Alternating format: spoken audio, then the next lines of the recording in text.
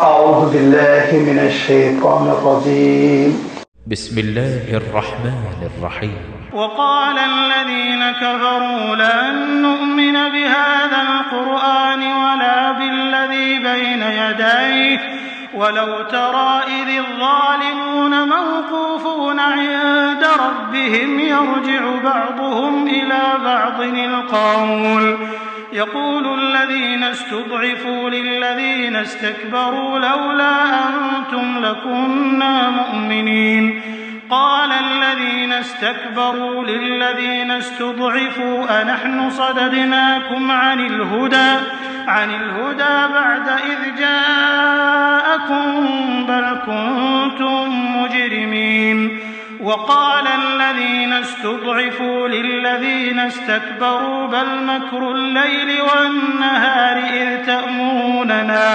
إذ تأمروننا أن نكفر بالله ونجعل له أندادا وأسروا الندامة لما رأوا العذاب وجعلنا الأغلال في أعناق الذين كفروا هل يجزون إلا ما كانوا يعملون وما أرسلنا في قرية من نذير إلا قال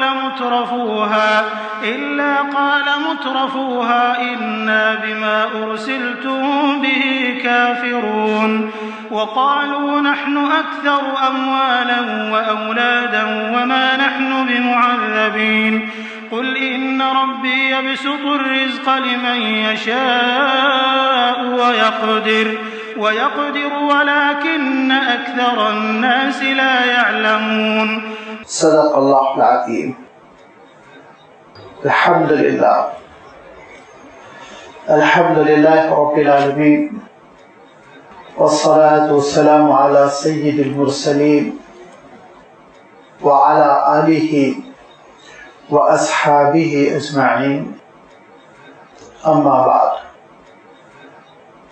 سورہ سبا کا یہ چوتھا رکوع ہے جس کی بھی آپ کے سامنے تلاوت کی جا چکی.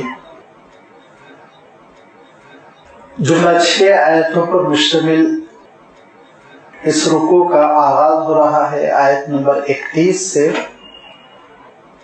اور آخری آیت ہے آیت نمبر 36.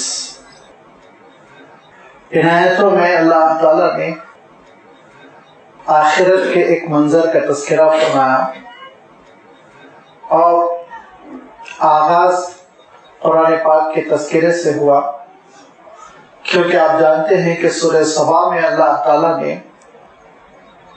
ان دونوں گوشوں کا تذکرہ فرمایا اور ان دو صفتوں کا احاطہ فرمایا جو ایک شکر گزاری کی شکل میں نمایاں ہوتی ہے اور دوسری ناشکری کے انداز میں ظاہر ہوتی ہے.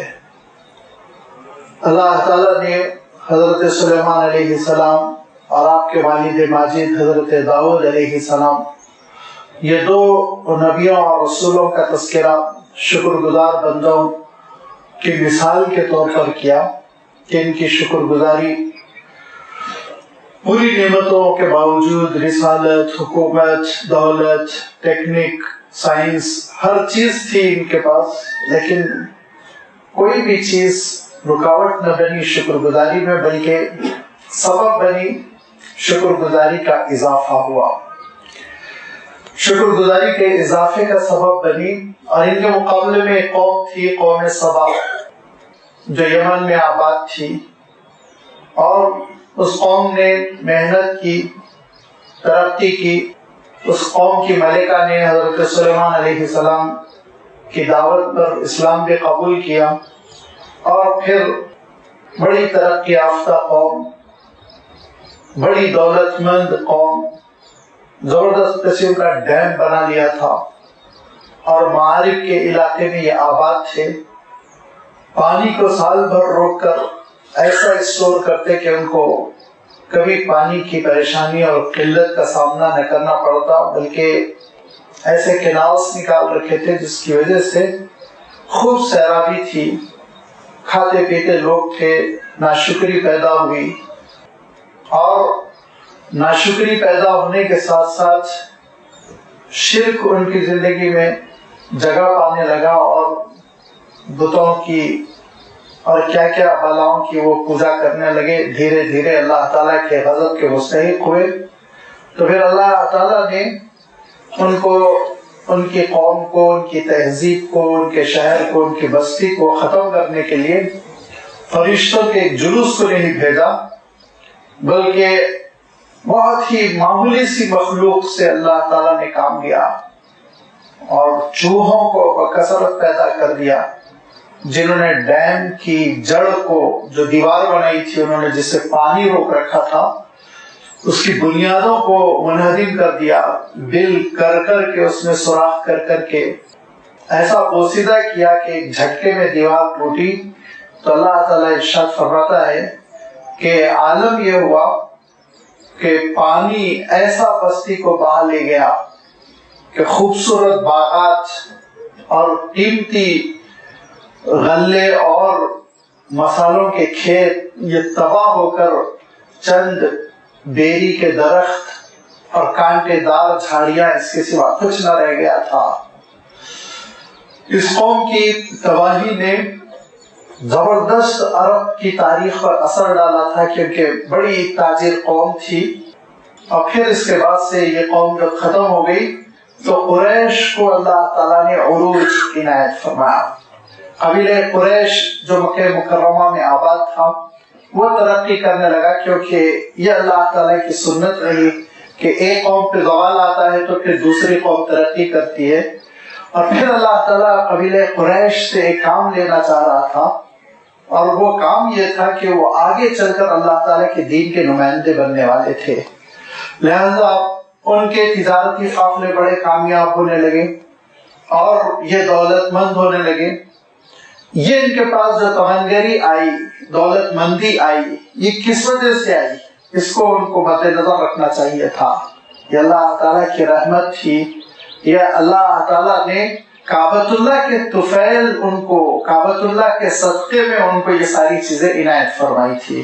جیسے کہ خود اللہ تعالیٰ نے بہت ہی وضاحت کے ساتھ سورہ الاف میں ارشاد فرمایا لإیلاف قریش ایلافہم رحلۃ الشتاء والصیف، کہ تم کو ہم نے گرمی اور سردی میں تجارتی قافلوں کو لے کر سفر کرنے کا مرحلہ آسان کر دیا. کیوں یہ سفر آسان اس لیے کیا کہ کعبۃ اللہ کے تم متولی ہو، خادم ہو، لوگ تمہارا احترام کرتے ہیں اور آنے جانے دیتے ہیں، ڈاکو بھی تم پر ڈاکہ نہیں ڈالتے، اور مختلف بستیوں کے لوگ تمہارا احترام کرتے ہوئے ضیافت کرتے ہیں، میزبانی کرتے ہیں. اس کا شکرانہ فلیعبدوا رب ھذا البیت، یہ ہے کہ اسی گھر کے پروردگار کی عبادت کرو، بتوں کی پوجا کیوں کرتے ہو. اس مقصد کے لیے اللہ کے رسول صلی اللہ علیہ وسلم کھڑے ہو گئے اور بعثت ہو گئی آپ صلی اللہ علیہ وسلم کی. اور پھر حضور اکرم صلی اللہ علیہ وسلم نے اللہ تعالیٰ کے دین کی دعوت دینی شروع کی. تو یہی وہ قریش کے سردار ہیں جو مخالفت میں پڑے ہوئے ہیں. وَمَا أَرْسَلْنَاكَ إِلَّا كَافَةً لِلنَّاسِ بَشِيرًا وَنَذِيرًا، فرمایا اللہ تعالیٰ نے کہ نبی آپ اپنی دعوت پیش کیجیے. آپ کی دعوت قریش تک محدود رہنے والی نہیں ہے، آپ کی دعوت جزیرۃ العرب تک محدود رہنے والی نہیں ہے، بلکہ آپ کی دعوت تو مشرق و مغرب، شمال و جنوب، کالے گورے، عجم عرب سب کے لیے عام ہے، قیامت تک کے لیے ہے. کافۃ للناس. اور یہ ارشاد فرمایا کہ ابھی ان کا عالم یہ ہے کہ بات نہیں سمجھ میں آ رہی ہے. اور وَيَقُولُونَ مَتَىٰ هَٰذَا الْوَعْدُ إِن كُنتُمْ صَادِقِينَ، اللہ کے رسول صلی اللہ علیہ وسلم جو ارشاد فرما رہے تھے کہ غلبہ اسی دعوت کو ہوگا، کامیابی اسی دعوت کو ملے گی. فرمایا کرتے تھے اللہ کے رسول صلی اللہ علیہ وسلم کہ تم کو میں یہ جو کلمہ بتا رہا ہوں، اللہ کے سوا کسی کی عبادت نہ کرو، لا الہ الا اللہ، اس کلمے کو اگر تم مان لو گے تو اے قریش کے لوگوں عربوں پہ حکومت کرو گے، عجموں پہ حکومت کرو گے. آپ صاف ارشاد فرماتے تھے، کیونکہ اللہ کے رسول صلی اللہ علیہ وسلم باخبر تھے کہ آگے کیسی نصرت ہونے والی ہے، کیسے اسلام کا غلبہ ہونے والا ہے. تو یہ مذاق اڑاتے ہوئے کہتے یہ آپ کا وعدہ کب پورا ہونے والا ہے، یہ کامیابی آپ کو کب ملنے والی ہے. تو اللہ تعالیٰ نے ارشاد فرمایا کہ ان نادانوں کو نہ صدی بتانا ہے، نہ سال، نہ مہینہ بتانا ہے، نہ ہفتہ، ان سے صرف اتنا کہہ دیجئے قل لکم میعاد یوم، تمہارا دن آنے والا ہے، لا تستاخرون عنہ ساعۃ ولا تستقدمون، اور جب وہ وقت آ جائے گا تو پھر نہ ٹلے گا نہ آگے بڑھے گا، وہ وقت متعین ہوگا، اور پھر اس وقت فیصلہ ہو جائے گا۔ اور آپ جانتے ہیں کہ دھیرے دھیرے وہ وقت آ گیا، اور میں نے گزشتہ اتوار بھی عرض کیا تھا کہ قوموں کی تاریخ میں 23 سال کیا ہوتے ہیں، سوچیا قوموں کو محنت کر کے آج ہم امریکہ کی کامیابیوں کو دیکھ رہے ہیں، یورپ کی کامیابیوں کو دیکھ رہے ہیں، ان کے غلبے کو دیکھ رہے ہیں، اور ان کی سائنسی ترقیوں کو دیکھ رہے ہیں، ان کی پرعیش زندگی کو دیکھ رہے ہیں، لیکن ذرا اس سے پہلے 800 سال کی محنت بھی تو دیکھیے، جنگلی زندگی سے اور قبیلوں کی زندگی سے اور جانوروں جیسی زندگی سے 800 سال وہ محنت کرتے کرتے کرتے کرتے اس عروج کو پہنچے۔ اسپین میں مسلمانوں نے یونیورسٹیز قائم کی، وہاں پہ انہوں نے پڑھنا شروع کیا، پھر اس ریسرچ کو آگے بڑھایا، اور محنت کرتے چلے گئے، محنت کرتے چلے گئے۔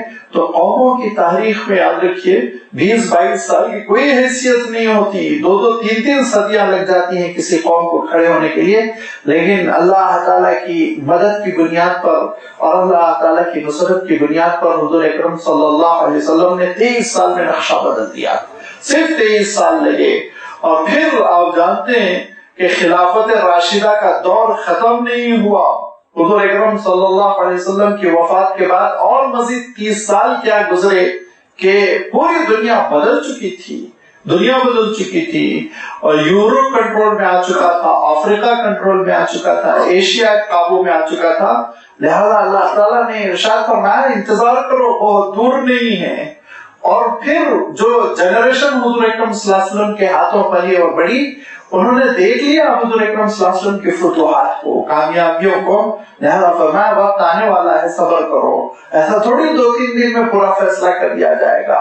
ان کا عالم یہ ہے کہ حضور اکرم صلی اللہ علیہ وسلم اللہ تعالیٰ کے دین کی دعوت دے رہے ہیں، حضور اکرم صلی اللہ علیہ وسلم آخرت کی حقیقت سے لوگوں کو مطلع فرما رہے ہیں، اور یہ ضد کے ساتھ، ہٹ دھرمی کے ساتھ کیا کہہ رہے ہیں، وقال الذین کفروا لن نؤمن بهذا القرآن ولا بالذی بین یدیہ۔ یہ ہے آیت نمبر 31 جس میں اللہ تعالیٰ نے آغاز قرآن پاک سے کیا اور پھر بتدریج آخرت کا تذکرہ فرمایا کہ اور کہا ان لوگوں نے جنہوں نے انکار کیا، کفر کیا، آپ صلی اللہ علیہ وسلم کی نبوت اور رسالت ماننے کے لیے تیار نہیں ہیں، قرآن مجید کی صداقت ماننے کے لیے تیار نہیں ہیں، اللہ تعالیٰ کی وحدانیت ماننے کے لیے تیار نہیں ہیں۔ ایسے منکروں نے کیا کہا، لن نؤمن بهذا القرآن، ہم نہیں ایمان لانے والے ہیں اس قرآن پر، آپ چاہے کچھ کر لیجیے، چاہے جتنی کوشش کر لیجیے، ولا بالذی بین یدیہ، اور نہ ہی ہم ایمان رکھتے ہیں ان کتابوں پر جو قرآن مجید سے پہلے نازل ہوئی، بین یدیہ، تورات، انجیل۔ تو مکے کے لوگوں نے، لازمی بات ہے مکے کے لوگ اہل کتاب نہیں تھے، لہذا انہوں نے یہ کہا کہ ہم نہ قرآن پر ایمان رکھنا چاہتے ہیں، نہ ہم تورات کو ماننا چاہتے ہیں، نہ ہم انجیل کو ماننا چاہتے ہیں، ہمارا مشرکانہ مذہب ہے، بتوں کی ہم پوجا کرتے ہیں، ہمارا آبائی کلچر ہے، اسی پہ ہم زندہ رہیں گے، اسی پہ ہم مریں گے، ہم آپ کی بات نہیں ماننے والے۔ لہذا آپ کی ضد کا علاج کیا ہے؟ آپ کی ضد کا علاج یہ ہے، اللہ تعالیٰ ارشاد فرمایا کہ ذرا تصور کرو، دیکھو آخرت میں تمہارا کیا حشر ہوگا۔ سرداران قریش یہ لیڈر بنے ہوئے ہیں، یہ عوام کو بھٹکا رہے ہیں، اور عوام کو بھٹکاتے ہوئے ایک بہت ہی نامعقول قسم کی دلیل دے رہے ہیں، لیکن وہ دلیل لوگ مان رہے ہیں۔ حیرت انگیز بات یہ ہے، اور اس وقت کے تو بیچارے، ہم کہتے ہیں نا وہ تو دور جاہلیت تھا، نادان لوگ تھے، پڑھے لکھے لوگ نہیں تھے، لیکن واقعہ یہ ہے کہ یہ دلیل جس کو میں نے صاف عرض کیا بالکل نامعقول قسم کی دلیل ہے، یہی نامعقول دلیل آج تک بھی بہت سارے لوگ کامیابی اور ناکامی کا معیار بنا کر پیش کرتے ہیں۔ اسی لیے اللہ تعالیٰ نے اس حقیقت کو بیان کر دیا جو آگے نمایاں ہو کر کھل کر ہمارے اور آپ کے سامنے آئے گی۔ اور وہ دلیل کیا ہے؟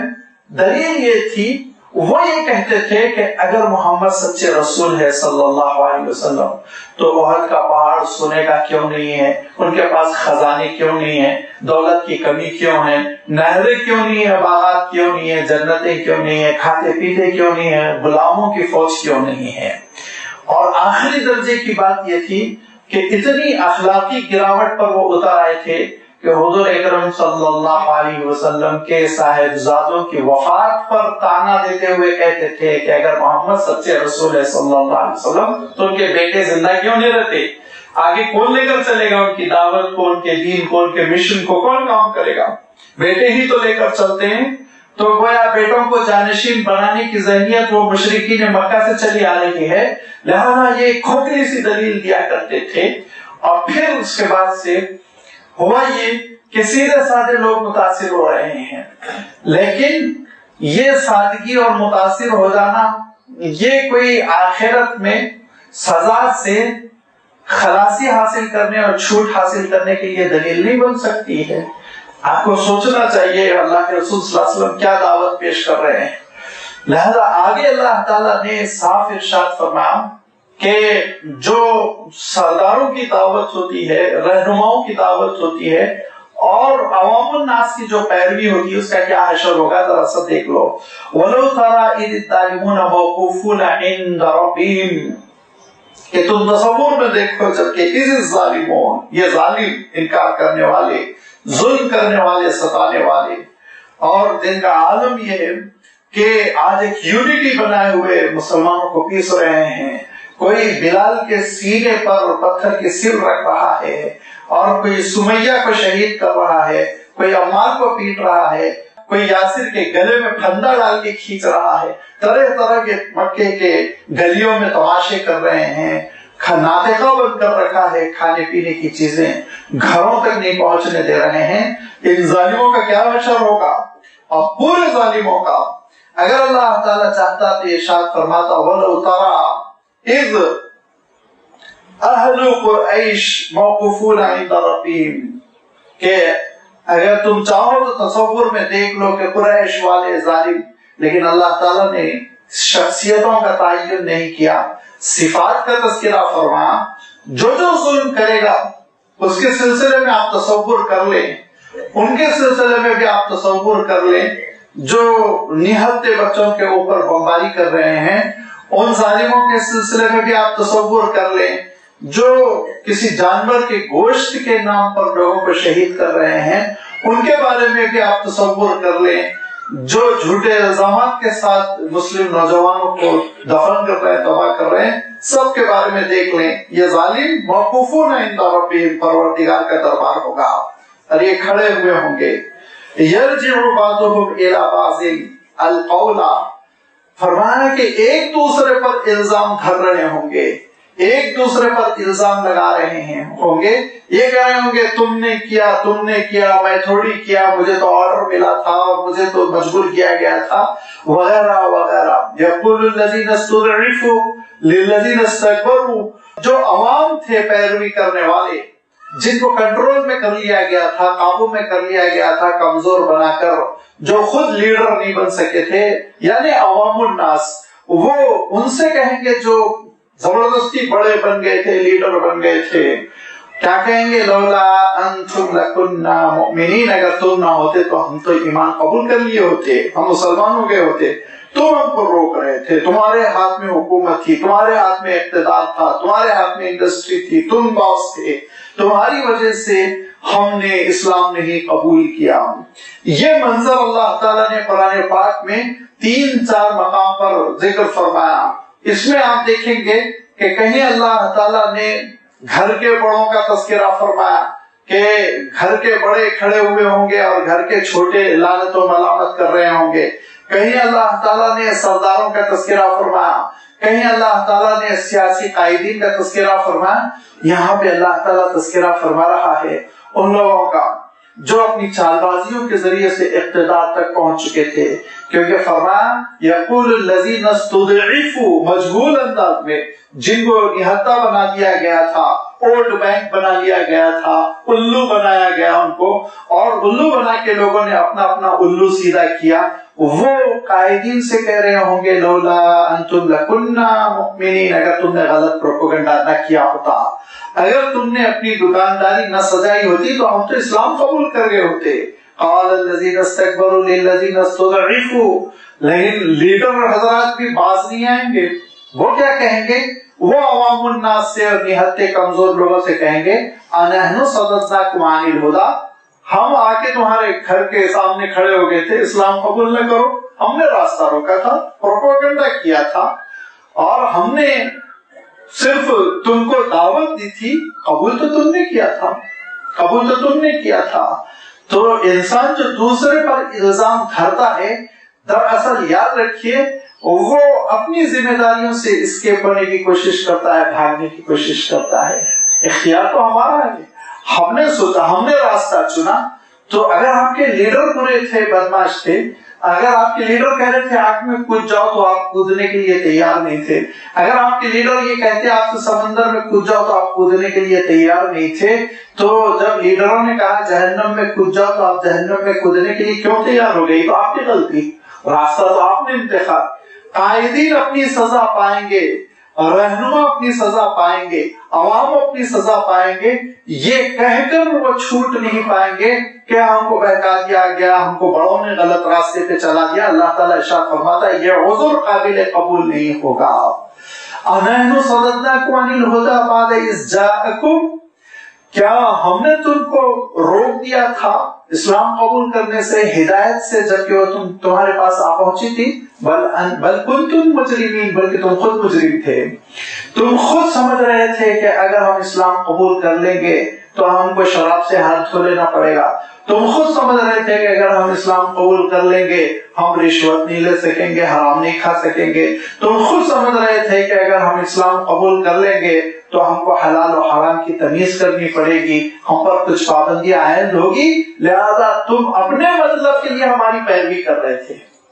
تمہارے دل میں خواہشات تھی کہ تم زندگی جانوروں جیسی بسر کرو، تم پر کوئی پابندی نہ ہو، لہذا تم نے ہماری جو پیروی کی وہ بڑے اخلاص کے ساتھ، ہم بڑے نیک ہے سوچ کے نہیں، بلکہ اس لیے کہ تم پھر وہ زندگی گزار سکو جو تمہاری منمانی زندگی ہے. لہذا کہیں گے بل کنتم مجرمین، تم خود مجرم ہو، تم نے خود راستہ اپنایا. وقال الذين استضعفوا للذين استكبروا بل مكر الليل والنهار، اور کہیں گے عوام الناس جو کمزور بنائے گئے تھے، ان سے جو رہنما بن گئے تھے، بڑے بن گئے تھے، لیڈر اور قائدین بن گئے تھے، بل مکر اللیل والنہار، دن اور رات کی تو تم مکاری کرتے تھے، دن اور رات کی تو تم مکاری کرتے تھے. دن میں ہم کو کچھ بتاتے تھے، رات میں کچھ بتاتے تھے. تمہارا میڈیا بولتا تھا، تمہارا پروپیگنڈے کا نظام تھا، اور تمہاری جماعتیں تھی، پارٹیاں تھی جو ہم کو بہکاتی رہتی. استأمروننا ان نکفر باللہ، کہ وہ ہم کو حکم دیتے تھے، ہم کو راہ سجاتے تھے کہ ہم اللہ کے ساتھ کفر کریں، انکار کریں. وَنَجْعَلَ لَهُ أَنْدَادًا، اور پھر اللہ تعالیٰ کے لیے ہم اس کے ہمسر یا اس کے لیے شریک کار شرک کریں. انداد ندن، اس کے معنی ہوتے ہیں ہم پلہ ہونا، برابر ہونا، ہمسر ہونا. تو اللہ تعالیٰ کے برابر مورتیوں کو قرار دینا، اس کی ذات میں شریک کرنا، اس کی عبادت میں شریک کرنا، اس کے لیے تم کوشش کرتے تھے. وَأَسَرُّوا النَّدَامَةَ لَمَّا رَأَوُا الْعَذَابَ، اور جب عذاب دیکھیں گے تو بہت ہی نادم تو ہو جائیں گے، لیکن اپنی ندامت پہ پردہ ڈالنا چاہیں گے، اپنی شرمندگی چھپانے کی کوشش کریں گے، لیکن وہ شرمندگی چھپے گی تھوڑی، لہذا کھل کر سامنے آئے گی. اور اللہ تعالیٰ بھی ان کے ساتھ ایک ایسا معاملہ فرمائے گا کہ منہ چھپائے نہیں چھپ سکے گا ان کا. لہذا ان کا یہ کہنا کہ دن اور رات کی تمہاری سازشیں تھی، جبکہ تم ہم کو حکم دیتے تھے اور اس راستے پہ ڈال دیتے تھے کہ اللہ کے ساتھ کفر کریں، شرک کریں، اور اس کے ساتھ ہم دوسرے مورتیوں کو، دوسری ذات کو شریک کر لیں، یہ ساری تمہاری سازشیں تھی. تو ان کے لیڈر جانتے تھے، جو پڑھے لکھے لوگ تھے اور جو ان کے اوپر حکومت کر رہے تھے، وہ سمجھ رہے تھے کہ یہ شرک ایک حقیقت نہیں ہے، جھوٹی چیز ہے، ناقابل قبول ہے، لیکن پھر بھی وہ اپنی عوام کو گمراہ کر رہے تھے. کیوں؟ وہ اپنا ووٹ بینک بنانا چاہتے تھے، وہ ان سے نذرانے لینا چاہتے تھے، دولت اینٹنا چاہتے تھے، حکومت کرنا چاہتے تھے، عیش کرنا چاہتے تھے. اب ذرا غور کر لیجئے کہ عوام الناس کو کیسے دھوکے دیے جاتے ہیں. عوام الناس تو گو ماتا کہہ کر مر رہے ہیں اور مار رہے ہیں، اور یہ جا کے ان کے گلے مل رہے ہیں جو گائے کے سب سے بڑے بزنس مین ہیں اور کاٹ کے بیچتے ہیں اور اس کی قیمت لگاتے ہیں اور اس کی تجارت کرتے ہیں. تو ان کو عوام کو کیا یہ سمجھنا نہیں چاہیے اس حقیقت کو؟ لیکن نہیں سمجھ رہے ہیں. کیوں نہیں سمجھ رہے ہیں؟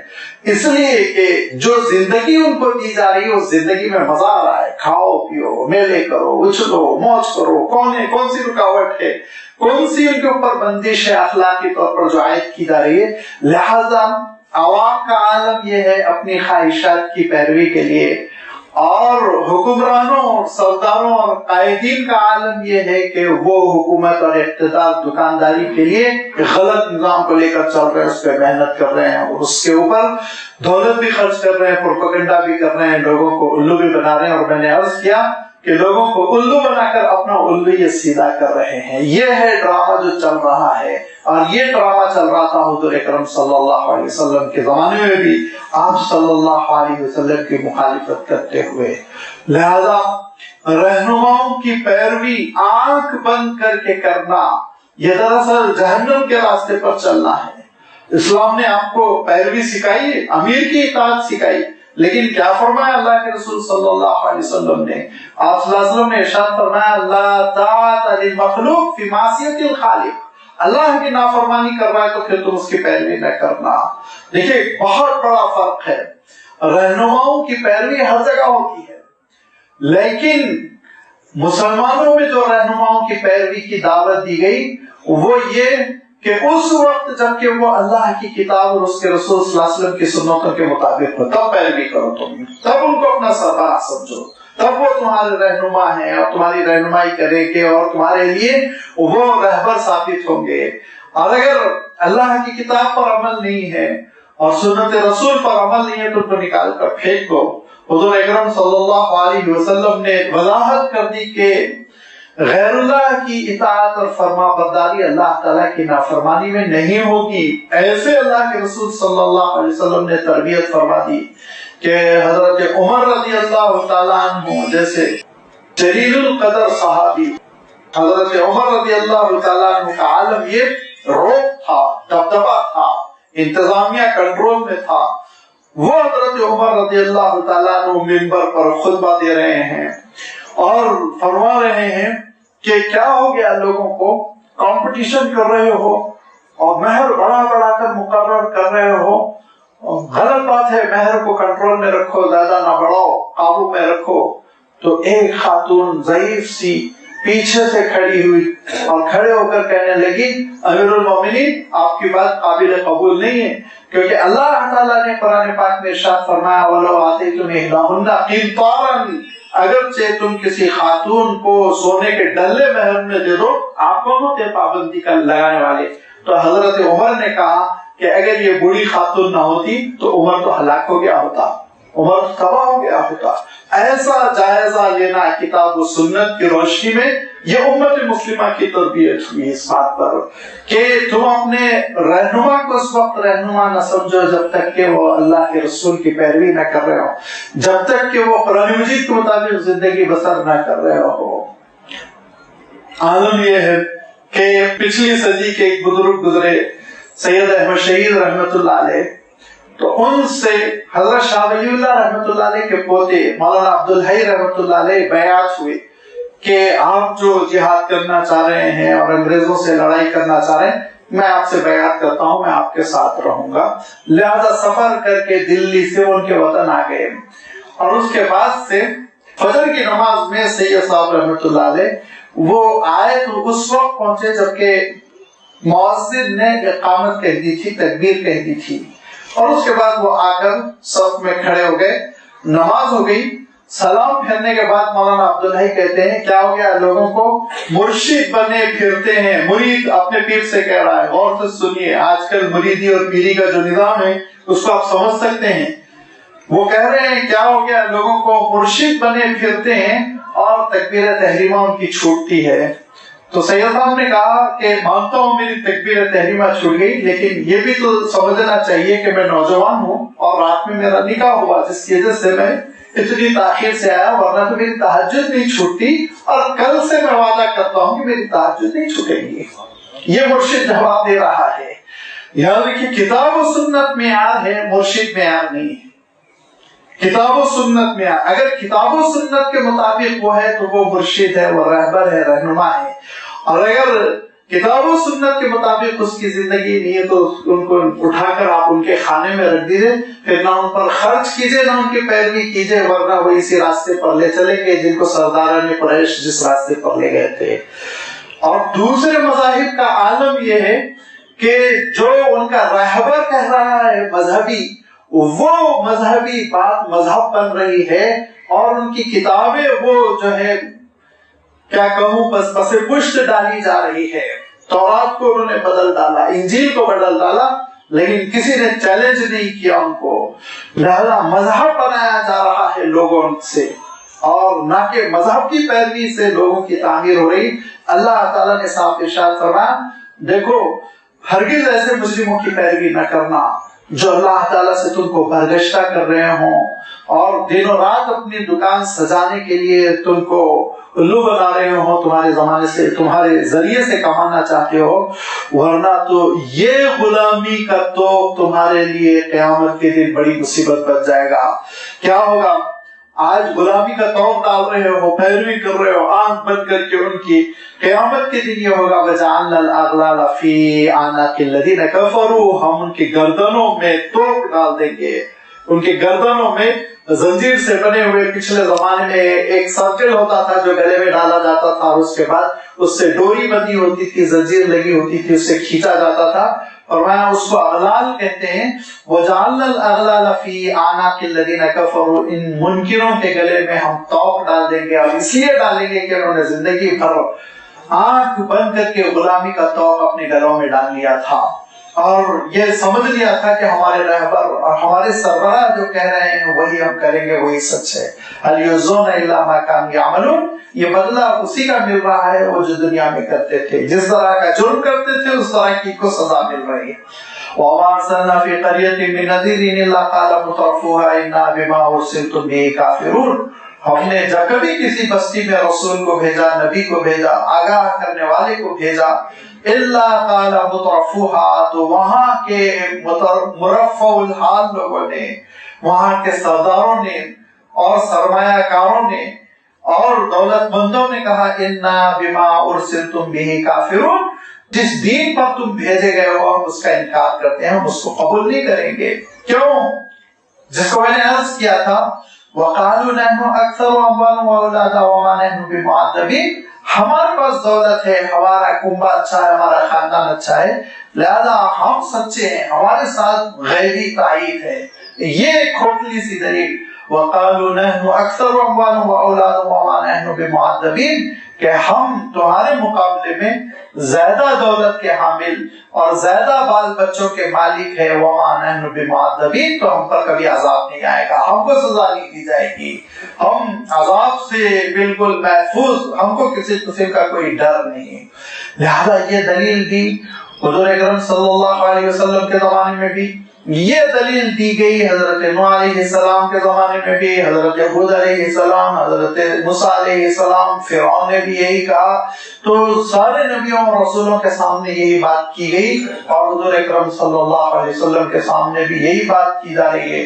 مشرکین مکہ، سرداران قریش کہہ رہے ہیں کہ دولت ہمارے پاس ہے، بال بچے ہمارے ہیں، خاندان ہمارا مضبوط، اور یہ فیملی بیک گراؤنڈ ہمارا مضبوط، اور محمد تو تنہا ہیں، اکیلے ہیں، ان کے بیٹے بھی زندہ نہیں رہتے، وہ کیسے ہو سکتا ہے؟ ان کو اللہ نے رسول بنایا. اگر رسول بناتا تو پوری نعمتیں جو ہم کو ملی ہوئی وہ محمد کو ملتی صلی اللہ علیہ وسلم.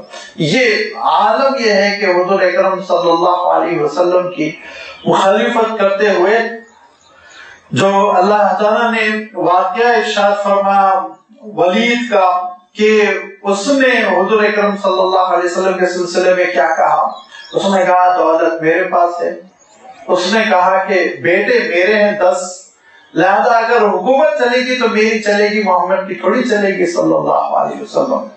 اللہ تعالیٰ نے ارشاد فرمایا ذرنی ومن خلقت وحیدا، پیدا ہوا تھا تو بیٹے لے کر آیا تھا، دولت لے کر آیا تھا، اکیلے پیدا ہوا تھا. ذرنی ومن خلقت وحیدا وجعلت له مالا ممدودا، میں نے تجھ کو دولت دی. اللہ تعالیٰ نے تجھ کو دولت عنایت فرمائی. اللہ تعالیٰ نے وبنین شہودا، ایسے حاضر باش قسم کے نوجوان بیٹے اللہ تعالیٰ نے عنایت فرمائے. لہذا اس کی شکر گزاری میں تجھ کو اللہ کی عبادت کرنی چاہیے تھی، لیکن تیرا عالم یہ ہے کہ اسلام کے خلاف سوچ رہا اور حضور اکرم صلی اللہ علیہ وسلم کے خلاف سوچ رہا ہے. مشرکین مکہ نے بنا دیا نمائندہ، جاؤ بات کرو، سمجھا دو محمد کو صلی اللہ علیہ وسلم. آپ صلی اللہ علیہ وسلم کی خدمت میں آیا. اللہ کے رسول صلی اللہ علیہ وسلم کا معمول تھا لمبی بحث میں نہیں الجھتے تھے، جو شخصیت آتی اس کی مناسبت سے جو آیتیں ہوتی وہ سنا دیتے. حضور اکرم صلی اللہ علیہ وسلم نے بھی اس کے سامنے قرآن پاک کی تلاوت کر دی. اور قرآن مجید سن کر اور اس کا چہرہ جو ہے بدل گیا، بالکل گھبراہٹ سی پیدا ہو گئی، اور جس اعتماد کے ساتھ گیا تھا وہ کانفیڈنس چھین لیا گیا اس کے چہرے سے. واپس آیا تو مشرکین مکہ نے دیکھا اس کی تو کیفیت بدلی ہوئی ہے. لہذا کہا کیا ہوا؟ تو کہا محمد نے جو کلام سنایا صلی اللہ علیہ وسلم، ان فیہ لحلاوہ وان علیہ لتلاوہ وما ہوا بکلام البشر، یہ انسان کا کلام نہیں ہو سکتا، بہت خوبصورت کلام ہے، ذرا سمجھو تم لوگ. ابو جہل نے کہا کہ اس کے لیے آپ کو نہیں بھیجا، آپ کو بھیجا تھا کہ یہ مسئلہ ختم کر دے، کنٹرول کر لے، خود متاثر ہو کر چلے آئے. اب وہ کہا کہ نہیں، مجھے تو میں متاثر ہو گیا. اب قریش کے لوگوں نے سوچا کہ یہ تو بات بالکل الٹی پڑ گئی، لہذا کیا حل نکالا جائے. حل یہ نکالا گیا، دوسرے تیسرے دن قریش کے لوگوں نے مل کے کہا کہ ہم لوگ چندہ کر رہے ہیں. کہا چندہ کر رہے ہو؟ کس کام کے لیے چندہ کر رہے ہو؟ کہا چندہ جمع کر رہے ہیں، سب لوگ 2 روپے 4 روپے 5 روپے سب مل کے چندہ کر رہے ہیں، ایک رقم ہو جائے گی تو آپ کو جو ہے صدقہ دیں گے. مجھے صدقہ؟ 10 بیٹے ہیں میرے اور میری تجارت چلتی ہے شام سے لے کے یمن تک، مجھے تم لوگ کیا صدقہ دو گے؟ کہا کہ نہیں، محمد کے پاس گئے تھے نا تھوڑے بہت پیسوں کے لیے، اسلام سے متاثر ہو گئے. اس نے کہا بالکل غلط ہے، ایسا کچھ نہیں ہے، میں پیسوں کے لیے تھوڑی، میں کوئی اسلام سے متاثر نہیں ہوں، قرآن سے متاثر نہیں. لہٰذا کہا پھر آپ تو یہی کہہ رہے تھے بڑا بہترین کلام ہے، اس کو سننا چاہیے. کہا کہ مجھے غور کرنے دو، کلام تو اچھا ہے، لہذا میں کوئی حل نکالوں گا، کوئی تدبیر کروں گا. بہت غور کرنے کے بعد اس نے کہا کہ قرآن مجید کے سلسلے میں اگر تم پروپیگنڈا کرنا ہی چاہتے ہو تو ایک بات کہہ سکتے ہو کہ وہ ایک جادوگری ہے، جو سنتا ہے اس سے متاثر ہو جاتا ہے. اللہ تعالیٰ ارشاد فرماتا ہے کہ اس کا عالم یہ ہوا کہ وجعلت له مالا ممدودا وبنین شہودا ومہدت له تمہیدا ثم یطمع مزید کلا انه كان لآياتنا عنيدا سأرهقه صعودا انه فكر وقدر فقتل كيف قدر ثم قتل كيف قدر. مارا جائے، تباہ ہو جائے، برباد ہو جائے، سوچ کے اس نے کیا کہا، ان هذا الا قول البشر، یہ انسان کا کلام ہے، اور ان هذا الا سحر یؤثر، یہ جادوگری ہے جو لوگوں کو متاثر کر رہی ہے. اور نصلی سقر، ہم جہنم میں اس کو داخل کریں گے، جلا کر چھوڑیں گے. اللہ کے رسول صلی اللہ علیہ وسلم کے سامنے جو مسئلہ آ رہا ہے وہ یہ کہ یہ کہہ رہے ہیں کہ آپ کو دولت کیوں نہیں ملی ہوئی ہے، ہماری طرح آپ امیر کیوں نہیں ہے. اور میں نے اشارہ کیا کہ اتنی غیر اخلاقی حرکت، اخلاقی گراوٹ آخری درجے کی کہ اللہ کے رسول صلی اللہ علیہ وسلم کے صاحبزادے فوت ہو جاتے ہیں تو دشمن بھی تعزیت کرتا ہے. آپ جانتے ہیں نا، آپ دیکھتے ہیں دشمن بھی ایسے موقع پہ کہتا ہے کہ بھائی صبر کیجئے، کیا کر سکتے، ایک آزمائش. لیکن ان کا عالم یہ ہے کہ میٹنگ میں کہہ رہے ہیں دعو محمدن فإنه ابتر، محمد کے سلسلے میں صلی اللہ علیہ وسلم زیادہ غور و فکر کرنے کی ضرورت نہیں، ان کے تو بیٹے مرتے جا رہے ہیں اور آگے کوئی ان کی دعوت کو، ان کے مشن کو، ان کے دین کو لے کر نہیں چلے گا. اسی لیے تو اللہ تعالیٰ نے ارشاد فرمایا ان شانیہ کا اول ابتر، آپ کا دشمن وہ ختم ہو جائے گا، اے نبی آپ تھوڑی ختم ہوں گے، آپ کا تذکرہ باقی رہے گا. لہٰذا آپ اپنا کام کرتے رہیں اللہ کے رسول صلی اللہ علیہ وسلم اپنا کام کرتے رہے، اور پھر حضور اکرم صلی اللہ علیہ وسلم کو حکم دیا اللہ تعالیٰ نے، اور یہ حکم جو اللہ تعالیٰ نے دیا اور جو بات اللہ تعالیٰ نے یہاں ارشاد فرمائی آنے والی آیت میں، یہ قیامت تک کے لیے میزان عمل ہے، اس پہ تولا جائے گا حق و باطل کو۔ کیا فرمایا؟ قُلْ إِنَّ رَبِّي يَبْسُطُ الرِّزْقَ لِمَن يَشَاءُ وَيَقْدِرُ۔ دیکھو، دولت دینا نہ دینا، فراغی اور تنگی، عسرت اور نصرت، غریبی اور امیری، یاد رکھو یہ حق و باطل کے لیے دلیل نہیں ہے، حق و باطل کے لیے دلیل نہیں ہے، وہ الگ چیز ہے، یہ الگ چیز ہے، دونوں پیرالل قسم کے نظام ہیں۔ بہت ممکن ہو کہ ایک کے پاس دولت بھی ہو، اللہ کی شکر گزاری بھی ہو، حضرت سلیمان علیہ السلام کے پاس تھی، شروع صورت میں کہہ دیا گیا، حضرت داؤد علیہ السلام کے پاس تھی، حضرت ایوب علیہ السلام کے پاس تھی، صحابہ میں آپ دیکھیں کہ حضرت عثمان غنی رضی اللہ تعالیٰ عنہ بہت کماتے تھے، حضرت عبد الرحمن ابن عوف بہت کامیاب تجارت تھی، آپ کی وفات کے بعد اینٹ کے اتنے بڑے بڑے ڈھیلے تھے، ان کو کلاڑیوں سے توڑ توڑ کے وراثت تقسیم کرنی پڑی، آپ نے بہت کمایا ماشاءاللہ سے۔ تو دولت کا ہونا یہ غلط ہے، دلیل نہیں ہے، حق کے خلاف ہے، دلیل نہیں ہے۔ دولت کا نہ ہونا یہ حق پر نہیں ہے، سچائی پر نہیں ہے، اللہ کی مدد نہیں ہے، اس کی دلیل نہیں۔ دونوں الگ الگ چیزیں ہیں، دولت الگ چیز ہے، ہدایت الگ چیز ہے۔ دولت مند کے پاس بھی ہدایت آ سکتی ہے، غریب کے پاس بھی ہدایت آ سکتی ہے، دولت مند کے پاس بھی ہدایت آ سکتی ہے، غریب کے پاس بھی ہدایت آ سکتی ہے۔ غربت اور دولت مندی یہ اللہ تعالیٰ کا ایک دوسرا امتحان ہے، اور اسی امتحان کا تذکرہ اس صورت میں ہو رہا ہے۔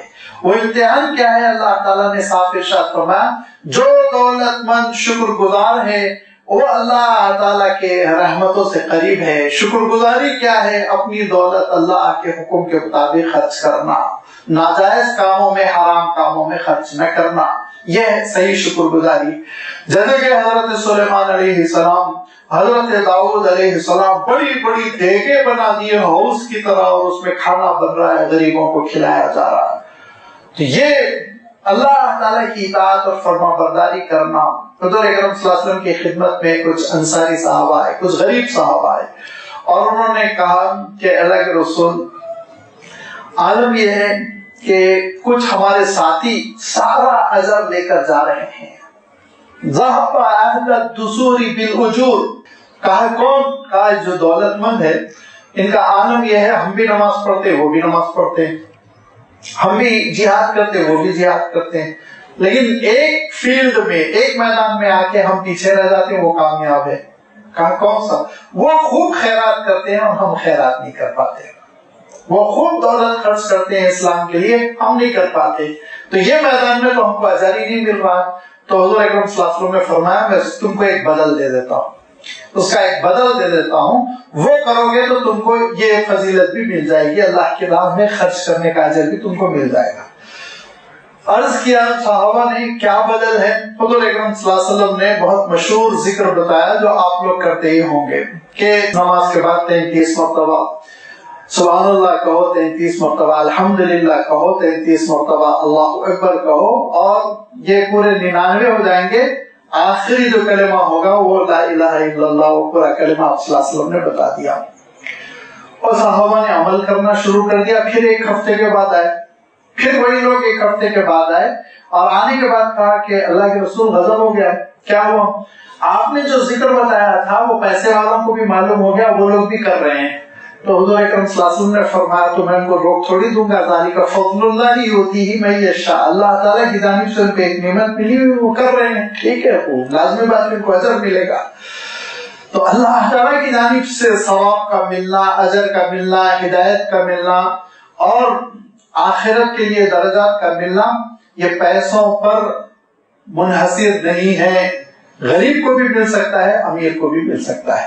لہذا ان مشرکین کی یہ دلیل دینا کہ محمد کے پاس دولت نہیں ہے تو وہ حق پر نہیں ہے، کیسے صحیح ہو سکتی ہے؟ ذرا آپ سوچیے، بالکل بیوقوفی کی بات تھی، احمقانہ بات تھی، لیکن آپ کو لگے گا کہ مشرکین مکہ احمق تھے، پڑھے لکھے نہیں تھے، جاہل تھے، لیکن موجودہ دور کی بڑی تمدن والی تعلیم یافتہ دنیا بھی یہی حرکت کرتی ہے. امریکہ سپر پاور ہے لہذا وہ حق پر ہے، اور مسلم ممالک بیکورڈ ہو گئے، مسلمان سلم کالونیوں میں رہتے، سلم میں رہتے، غریب غربت، تو حق یہ ان کے ساتھ نہیں ہوگا، ان کے ساتھ ہے. لہذا ان کے شانہ بشانہ چلنے کی کوشش کرو، یہ غلط فہمی نکال کے پھینک دو. دنیا ملتی ہے دنیا پر محنت کرنے کی وجہ سے، انہوں نے دنیا پر محنت کی لہذا ان کو دنیا مل رہی ہے. اللہ تعالیٰ نے ان کو دینے کا ارادہ فرمایا. اللہ تعالیٰ نے آج کسی کو محروم کیا ہے تو اس لیے محروم نہیں کیا کہ وہ حق پر نہیں ہے، وہ حق پر ہے، سچائی پر ہے، توحید پر ہے، لیکن اس لیے وہ محروم ہے کہ انہوں نے دنیا پہ محنت نہیں کی، انہوں نے آخرت پر محنت کی.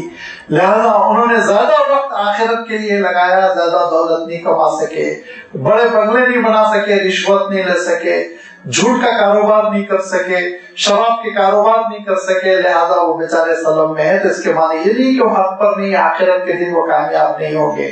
یہ دونوں منطقیں بالکل الگ الگ ہیں، دونوں دلیلیں، دولت کا دینا نہ دینا. اور اللہ تعالیٰ ارشاد فرماتا ہے ان ربی یبسط الرزق لمن یشاء ویقدر، جس کے لیے چاہتا ہے رزق پھیلا دیتا ہے اور جس کے لیے چاہتا ہے رزق میں تنگی کر دیتا ہے. اس میں ایمان کو بھی نہیں دیکھتا اللہ تعالیٰ، کفر کو بھی نہیں دیکھتا. کبھی کافر کو دے دے گا، ایمان والے کو محروم کر دے گا، کبھی ایمان والے کو دے دے گا، کافر کو محروم کر دے گا. یہ الگ نظام ہے. ہدایت کا دینا اور لینا یہ ایک الگ نظام ہے. ہدایت ملتی ہے اس کو جو اللہ تعالیٰ سے لو لگاتا ہے، وہ روتا ہے، گڑ گڑاتا ہے، اللہ تعالیٰ سے جوڑنے کی کوشش کرتا ہے تو اللہ تعالیٰ اس کو ہدایت دیتا ہے. لہذا مشرکین مکہ کا یہ کہنا کہ آپ کے پاس پیسے نہیں ہیں، بلال بھی غریب ہے، عمار بھی غریب ہے، دیکھو ان لوگوں کے پاس کچھ نہیں ہے، نہ گھر ہے، نہ دکان ہے، نہ تجارت ہے، نہ بیٹے، نہ آل اولاد، یہ ساری دلیلیں اللہ تعالیٰ ارشاد فرماتا ہے بکواس ہے. حضور اکرم صلی اللہ علیہ وسلم کے پاس حق تھا، سچائی تھی، دینداری تھی، تقویٰ تھا، اللہ کی محبت تھی، کردار تھا. یہ اس کو دیکھنا چاہیے تھا، اس کی پیروی کرنی چاہیے تھی، اس کو اختیار کرنا چاہیے تھا. رہا دولت کا مسئلہ تو اللہ کے رسول صلی اللہ علیہ وسلم دولت بہت کما سکتے تھے، یہ صلاحیت تھی، اور تاریخ کو حضور اکرم صلی اللہ علیہ وسلم نے ثابت کر کے دکھا دیا تھا کہ میں کما سکتا ہوں. لہذا حضرت خدیجۃ الکبریٰ کی جو تجارت کی حضور اکرم صلی اللہ علیہ وسلم نے، وہ اتنی کامیاب تھی کہ حضرت خدیجۃ الکبریٰ رضی اللہ تعالیٰ عنہ جیسی ذہین خاتون وہ متاثر ہوئی، نکاح کے لیے انہوں نے پیشکش کی. حضور اکرم صلی اللہ علیہ وسلم کے گھر، آپ صلی اللہ علیہ وسلم کے پیروں تلے دنیا بھر کی دولت چلی آئی. اللہ تعالیٰ ارشاد فرماتا ہے وَوَجَدَكَ ضَالًا فَهَدَىٰ وَوَجَدَكَ عَائِلًا فَأَغْنَىٰ. اللہ کے رسول، آپ تو نبی یتیم تھے، آپ تو غریب تھے، لیکن فَأَغْنَىٰ، ہم نے آپ کو غنی کر دیا تھا. دولت حضور اکرم صلی اللہ علیہ وسلم کے گھر چلی آئی تھی، لیکن اللہ کے رسول صلی اللہ علیہ وسلم نے جب کار نبوت سنبھالا تو اللہ کے رسول صلی اللہ علیہ وسلم نے ایک فیصلہ فرمایا. وہ فیصلہ یہ فرمایا کہ اللہ کے رسول صلی اللہ علیہ وسلم نے یہ سوچا کہ اگر میں سلیمان اور داؤد جیسی شاہانہ زندگی گزاروں تو میری امت کا بڑا طبقہ میری پیروی نہیں کر سکے گا، میری اتباع نہیں کر سکے گا. لہذا اختیار کیا حضور اکرم صلی اللہ علیہ وسلم نے غربت کو. اور میں بے دلیل بات نہیں کر رہا ہوں، بخاری شریف اٹھا کر دیکھیے، دعا کی حضور اکرم صلی اللہ علیہ وسلم نے اور فرمایا اللہم اجعل رزق آل محمد قوتا، اے اللہ آل محمد کو اتنا ہی دینا جس سے زندگی چل سکے، اس کے آگے نہ دینا، اس کے آگے نہ دینا. حضور اکرم صلی اللہ علیہ وسلم کی اس دعا کا نتیجہ تھا اللہ کے رسول صلی اللہ علیہ وسلم خود دعا فرما دے اور پھر قبول نہ ہو. اس دعا کا نتیجہ یہ تھا کہ پھر حضور اکرم صلی اللہ علیہ وسلم کی زندگی وہ مجاہدے کی رہی، قربانیوں کی رہی. لہذا عالم یہ ہوا کہ حضرت عائشہ فرماتی ہیں خدا کی قسم کبھی 2 دن مستقل ہمارے پاس روٹی نہیں پکی، 2 دن مستقل روٹی پک جائے ایسا نہیں ہوا. ایک دن روٹی پکتی تو پھر ایک دن تو فاقہ ہو جاتا تھا، اور کھجور سے اور پانی سے ہم گزر کر لیتے تھے. اللہ کے رسول صلی اللہ علیہ وسلم نے یہ راہ اختیار کی، تربیت کی اس راہ پر کہ حضرت ابوبکر، حضرت عمر، رضی اللہ تعالیٰ عنہما یہ نکلے ہوئے ہیں کچھ آرام کے وقت پر، جبکہ لوگ گھروں میں ہیں، مارے بھوک کے لوگ باہر نکلے ہوئے ہیں۔ حضور اکرم صلی اللہ علیہ وسلم بھی باہر تشریف لائے اور کہا ما اخرجکما، کیوں تم لوگ باہر آ گئے یہ وقت تو آرام کا ہے؟ تو حضرت ابوبکر حضرت عمر کہتے ہیں اخرجنی الجوع، بھوک نے ہم کو گھر سے باہر نکال دیا۔ حضور اکرم صلی اللہ علیہ وسلم ارشاد فرماتے ہیں بعینی ہی یہی وجہ ہے کہ میں بھی گھر سے باہر نکلا، بھوک مجھے بھی بہت لگ رہی تھی، لہذا دیکھو چلتے ہیں اور آگے بڑھتے ہیں، ہو سکتا ہے کچھ انتظام ہو جائے، آگے بڑھے۔ تو ایک صحابی کا، انصاری صحابی کا گھر تھا، ابو الحیثم رضی اللہ تعالیٰ عنہ، ان کے گھر پہنچے اور ان کی اہلیہ نے دیکھا کہ یہ تینوں بزرگ چلے آ رہے ہیں، دوڑ کے وہ اندر گئی اور اس کے بعد سے پردے کا انتظام کیا اور آپ صلی اللہ علیہ وسلم کو تشریف رکھنے کی گزارش کی۔ تو کہا نہیں ابو الحیثم کہاں ہے؟ کہا وہ تو پانی لینے کے لیے کنویں پہ گئے ہوئے ہیں، میٹھے پانی کے کنویں تک گئے ہوئے ہیں، ان کا آپ انتظار کر لیجئے، وہ تھوڑی دیر میں پہنچے۔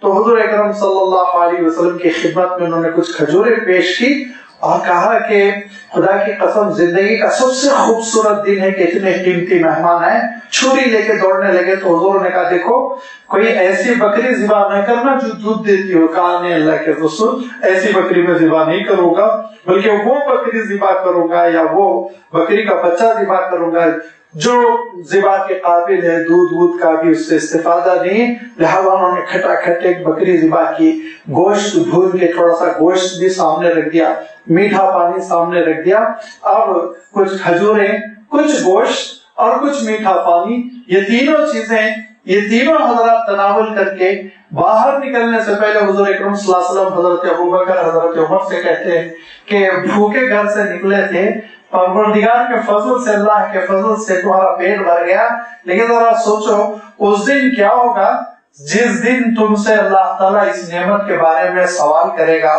تو حضرت ابوبکر نے کہا اللہ کے رسول بھوک میں ہم نے پیٹ بھرا اور اس پر قیامت کے دن سوال ہوگا، تو آپ نے قرآن پاک کی آیت تلاوت فرمائی ثم لتسألن یومئذ عن النعیم، ہر نعمت کا تم سے قیامت کے دن سوال ہوگا۔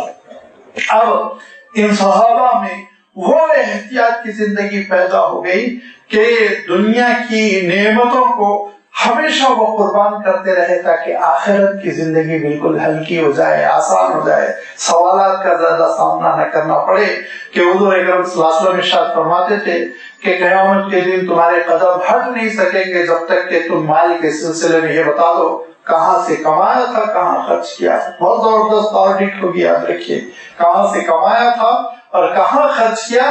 لہذا یہ صحابہ کے اندر تصور پیدا ہو گیا، فکر پیدا ہو گئی تھی کہ زیادہ ہم دنیا کو تعیش کے ساتھ بسر نہ کریں، قربانیوں کے ساتھ، سادگی کے ساتھ۔ اللہ کے رسول صلی اللہ علیہ وسلم کا فقر و فاقہ نعوذ باللہ اللہ کے رسول کی صلاحیتوں ذہانتوں میں کمی کا نتیجہ نہیں تھا، قربانیوں کا نتیجہ تھا، امت کی تربیت کے لیے تھا، اور ایک پیغام تھا جو ساری انسانیت کے نام اللہ کے رسول صلی اللہ علیہ وسلم دے رہے تھے کہ دنیا کے لیے تمہاری تمام تر کاوشیں، کوششیں محدود ہو کر نہ رہ جائے، بلکہ آخرت کے لیے جد و جہد کرتے رہو، آخرت کو متمع نظر بناؤ۔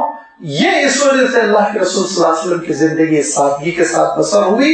تو ان نادانوں، اور اگر آپ اجازت دیں تو میں کہوں ان بیوقوفوں کا عالم یہ ہوا کہ تانا دے رہے ہیں حضور اکرم صلی اللہ علیہ وسلم کو فقر و فاقے کا، اور یہ کہہ رہے ہیں کہ اگر وہ حق پر ہوتے تو ان کے گھر میں خزانے ہوتے، دولت ہوتی، محل ہوتا، اور سونے چاندی کے دروازے ہوتے، ریشمی پردے پڑے ہوتے۔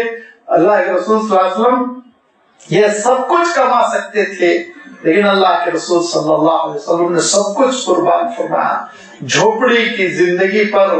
اور وفات کے بعد حضرت عائشہ ایک موٹی سی چادر بتاتی ہیں اور ایک قمیض جو ہلکے پھلکے کپڑے کی ہے، دونوں بتاتی ہیں، کہا یہی ہے ایک جوڑا جو حضور اکرم صلی اللہ علیہ وسلم کے پاس تھا اور اسی میں آپ کی وفات ہوئی۔